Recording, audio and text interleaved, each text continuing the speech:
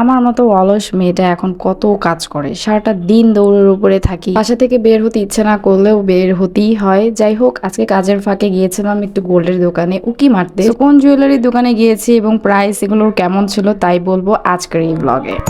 Hello everyone, আসসালামু আলাইকুম সবাইকে ওয়েলকাম জানাচ্ছি আমার নতুন একটি ব্লগ দেখার জন্য। আম্মু অসুস্থ হওয়ার পর থেকে কাজের চাপটা আমার জন্য একটু বেশি বেড়ে গেছে, কারণ ঘরের বাইরের দুইটা কাজে আমার এখন নিজেই সামলাতে হচ্ছে। সো খুব দ্রুত কাজটা শেষ করে বিকেলবেলা জাস্ট কোনো রকম খাওয়া দাওয়া করে বের হয়ে পড়েছিলাম। লাইভ ছিল, সো লাইভটা হয়তো বা গতকালকে আপনারা দেখতে পেরেছেন আমাদের অনেক বিডি পেজের এবং কিডা পেজের একটা ছোট্ট রিলস করেছিলাম। সো এই তো সব কাজ টাজ করে অ্যান্ড 1 থেকে 1.5 ঘন্টার মধ্যে ওখান থেকে আমি বের হয়ে পড়ি। তো বের হয়ে ছোট বোনকে ফোন দিয়ে দিয়েছে ও যেন গাঙ্গিনাপাড় চলে আসে, আর না আমিও হচ্ছে এখান থেকে গাঙ্গিনাপাড় চলে যাই। তো আমার ছোট বোন আসতে আসতে আমার হাতে কিছু কাজ ছিল, সেগুলো আগে সেরে ফেলেছি। সো আজকের ভিডিওটা কে কোথা থেকে দেখতেছেন অবশ্যই কমেন্ট সেকশনে জানাবেন, আর ভিডিওটি ভালো লেগে গেলে প্লিজ একটু শেয়ার করে দিবেন। যারা এখন আমার পেজটা ফলো করেন নাই প্লিজ ফলো মাই পেজ। তো এইখানে দেখেন ছোট্ট একটা কিউট বেবি, মানে এত বেশি কিউট আর এত কিউট কিউট করে কথা বলে। আমাকে আজকে এক দেখাতেই এত মিশে ফেলছিল আমার সাথে, এত কথা বলতেছিল।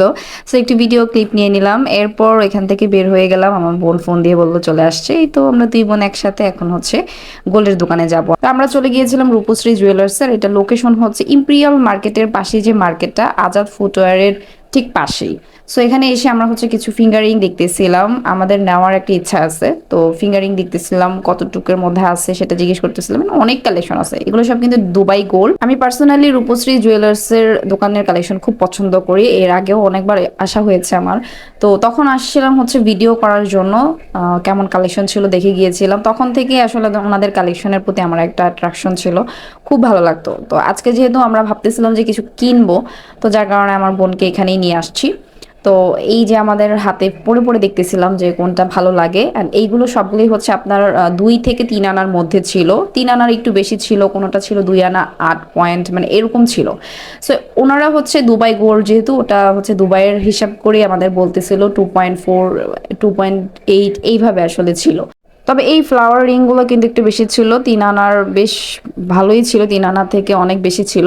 সো আমরা হচ্ছে ওগুলো বাজেটের বেশি, যার কারণে ওগুলো আর দেখি নাই। তো এইগুলো ছিল একটু বাজেটের মধ্যে, মানে খুবই সুন্দর ছিল। তো ভিডিওতে এখন যেগুলো দেখতেছেন এগুলো ছিল লকেট, মানে চেইনের সাথে পরার জন্য খুব সুন্দর ছিল কিন্তু এগুলা। অ্যান্ড এক একটার এক এক রকম ওয়েট ছিল, আমি আবারও বলতেছি সবগুলো একরকম ওয়েট না। যেমন এই স্টোনের লকেটটা ছিল হচ্ছে 2 পয়েন্ট সামথিং ছিল আর কি। সো মানে 2 আনার উপরে। ওনাদের প্রতিটা কালেকশনই সুন্দর, আমি এটা বলবো, মাস্ট সে বলতেই হবে যে ওনাদের কালেকশন অনেক সুন্দর। অ্যান্ড এখানে কিছু বেবি ফিঙ্গারিং দেখলাম, এইগুলোর ওয়েট কয়েক রতির মতো ছিল, মানে কিছু থাকবে গোল্ড আর কি, এরকম একদমই মানে কমের মধ্যে যেগুলো হয় আর কি। সো বেবি ফিঙ্গারিং গুলো খুবই সুন্দর ছিল, ইউনিক ছিল। এখানে ছেলে থেকে মেয়ে দুটা কালেকশনই ছিল কিন্তু। So আমি চেষ্টা করেছি ওনাদের কালেকশন গুলো একটু একটু করে আপনাদের মাঝে তুলে ধরার জন্য, কারণ আপনারা অনেকেই আমাকে জিজ্ঞেস করেন যে আপু ভালো গোল্ড কোথায় পাবো, বা গোল্ড কালেকশন গুলো কোন জুয়েলারি দোকানে সুন্দর ট্রাস্টেবল দোকান কোনটা হবে।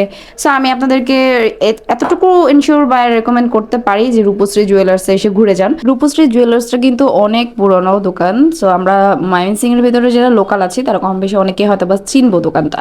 সো ওনাদের যেহেতু অনেক পুরানো দোকান, সো ট্রাস্টেবল বুঝতেই পারছেন। অ্যান্ড এখানে আমি কিছু ব্রেসলেট দেখলাম, ব্রেসলেটগুলো খুব সুন্দর ছিল, বাট একটু ওয়েট বেশি ছিল, বাজেটের অনেক বেশি।